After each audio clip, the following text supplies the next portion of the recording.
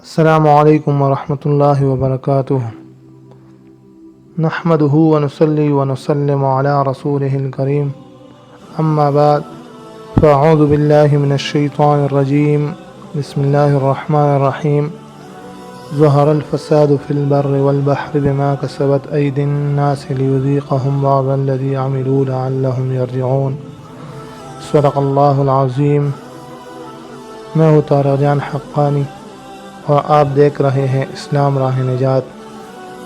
محترم ساتھیو، آج ہم اس ویڈیو میں آپ کو رزق میں برکت سے روکنے والے اسباب بیان کریں گے۔ ناظرین کرام، وہ کون سے اعمال ہیں جن کے کرنے سے انسان برکت سے محروم رہتا ہے؟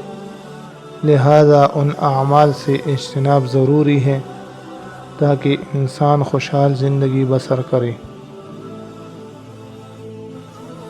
ناظرین کرام، 7 اسباب ایسے ہیں جن کے کرنے سے انسان برکت سے محروم رہتا ہے۔ ان میں سب سے پہلا سبب بسم اللہ نہ پڑھنا ہے۔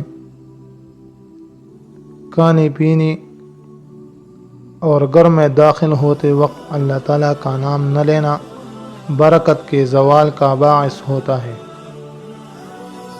صحیح مسلم میں حضرت عمر ابن ابی سلمہ رضی اللہ عنہ سے مروی ہے کہ نبی اکرم صلی اللہ علیہ وآلہ وسلم نے فرمایا، جب بندہ اپنے گھر میں داخل ہوتے وقت اور کھانا کھاتے وقت اللہ تعالیٰ کا نام لیتا ہے تو شیطان اپنے ساتھیوں سے کہتا ہے، تمہارے لیے اس گھر میں نہ رات گزارنے کی کوئی جگہ ہے اور نہ کھانا ہے۔ اور جب بندہ داخل ہوتے وقت اللہ تعالیٰ کا نام نہیں لیتا تو شیطان اپنے ساتھیوں سے کہتا ہے، تم نے اس گھر میں رات گزارنے کی جگہ پالی ہے۔ اور جب بندہ کھانا کھاتے وقت اللہ تعالیٰ کا نام نہیں لیتا تو شیطان کہتا ہے، تم نے اس گھر میں رات گزارنے کی جگہ اور کھانا حاصل کر لیا ہے۔ دوسرا سبب نافرمانی اور گناہ ہے۔ رسول اللہ صلی اللہ علیہ وآلہ وسلم نے فرمایا، بندہ اپنے گناہوں کی وجہ سے رزق سے محروم کر دیا جاتا ہے۔ تیسرا سبب جھوٹی قسم کھانا۔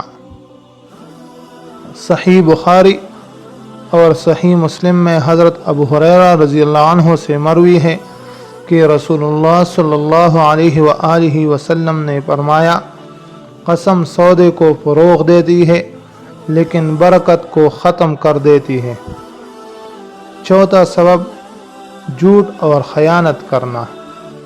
صحیح بخاری اور صحیح مسلم میں حضرت حکیم ابن حزام رضی اللہ عنہ سے مروی ہے کہ نبی اکرم صلی اللہ علیہ وآلہ وسلم نے فرمایا، 2 خرید و فروخت کرنے والے جب تک جدا نہ ہوں ان کو سودا فسخہ کرنے کا اختیار ہوتا ہے۔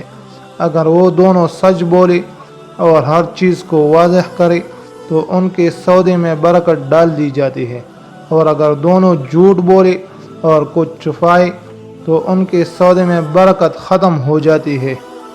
پانچواں سبب دنیا کی حرص اور طمع کرنا۔ صحیح بخاری اور صحیح مسلم میں حکیم ابن حزام رضی اللہ عنہ سے مروی ہے کہ نبی اکرم صلی اللہ علیہ وآلہ وسلم نے فرمایا، اے حکیم، یہ مال بڑا سرسبز اور میٹھا ہے، جو اسے نفس کی سخاوت کے ساتھ حاصل کرے گا اس کے لیے اس میں برکت ہوگی، اور جو اسے لالچ کے ساتھ حاصل کرے گا اس کے لیے اس میں برکت نہیں ہوگی، اور وہ اس آدمی کی طرح ہے جو کھاتا ہے اور اس کا پیٹ نہیں بھرتا۔ چھٹا سبب ناپ تول میں کمی کرنا۔ سنن ابن ماجہ کی حدیث میں آپ صلی اللہ علیہ وآلہ وسلم نے فرمایا ہے، جب لوگ ناپ تول میں کمی کریں گے تو ان پر قحط سالی اور بہت زیادہ مشقت اور بادشاہ کا ظلم آئے گا۔ 7واں سبب اللہ تعالیٰ کی دی ہوئی رزق پر راضی نہ ہونا۔ مسند احمد کی روایت ہے کہ رسول اللہ صلی اللہ علیہ وآلہ وسلم نے فرمایا، اللہ اپنے بندے کو جو عطا کرتے ہیں اس کے ساتھ اسے آزماتے ہیں۔ جو اللہ تعالیٰ کی تقسیم پر راضی ہو گیا اس کے لیے مال میں برکت ہوتی ہے، اور جو راضی نہ ہوا اس کے لیے برکت نہیں ہوتی۔